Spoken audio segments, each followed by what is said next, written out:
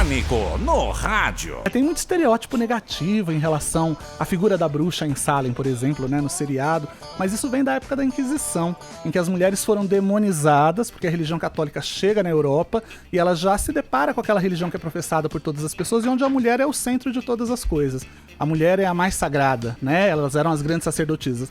Então a igreja demoniza a figura da mulher. Os católicos entraram com os dois pés na turma. Exatamente. Quem não era da turma ia pra fogueira. E demoniza a figura da mulher. Hoje a gente vê a bruxa feia, com a verruga no nariz, Sim. né? Vem dessa época do estereótipo que se criou dessas mulheres Então, sagradas. mas nessa época da Inquisição, que, por exemplo, um cara que exercia medicina também era considerado bruxo. Pois é. Você sabe que tem uma curiosidade muito interessante em relação à época da Inquisição. Porque as mulheres, elas eram as herveiras, as parteiras, as curandeiras, e é nesse mesmo momento que a classe da medicina tenta se instaurar e ganhar o seu poder. Então, na realidade, a Inquisição ela é um conjunto de várias perseguições, inclusive da classe médica naquela época, que precisava banir as curandeiras, porque tirava, né, a profissão dos médicos que estavam tentando se instaurar.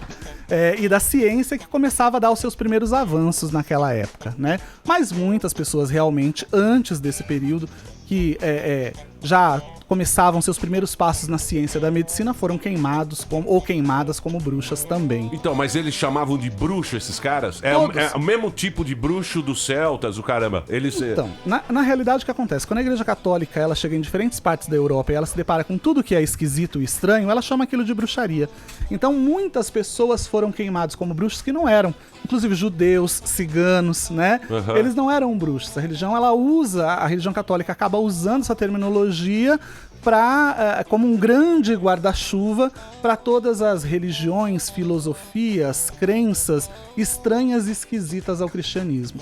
Então, na realidade, muitas pessoas que foram queimadas como bruxos não eram bruxos, né? Há um debate muito grande, inclusive, se as bruxas realmente existiram ou se foi uma grande invenção da Igreja Católica para banir as pessoas que incomodavam a política da religião naquela época. Mesmo porque a Inquisição calou todo mundo durante muito tempo pelo medo, né? Aí ninguém nem falava, nem comentava. Não, e era muito interessante, né? Porque, por exemplo, se eu denunciasse alguém como bruxo, naquele mesmo momento os bens da pessoa eram confiscados. A pessoa ela ia, né, para o julgamento.